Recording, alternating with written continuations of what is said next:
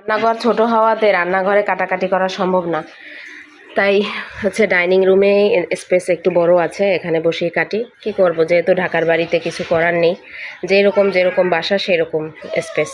যাই হোক, আজকে ছুটির দিন। আসসালামু আলাইকুম। বিরিয়ানি রান্না করব, মেয়েরা বিরিয়ানি খেতে চেয়েছে, তাই মুরগি নিয়ে আসলাম। মুরগিটা আগে আনা হয়েছিল, এখন মুরগিটা কেটে নেওয়া হবে। আগে থেকে রেডি করে নিলে কিন্তু রান্না করতে সময় লাগে না, যেহেতু শুক্রবার দিন নামাজ পড়তে চলে যাবে। তাই কিন্তু এই যে নতুন হাঁড়ি কিনেছিলাম, আপনাদের সাথে শেয়ার করেছিলাম অনেক দিন আগে, কিন্তু এখন পর্যন্ত রান্না করা হয় না, ইউজ করা হয় নাই। তাই আজকে ভাবছি এটাই রান্না করব।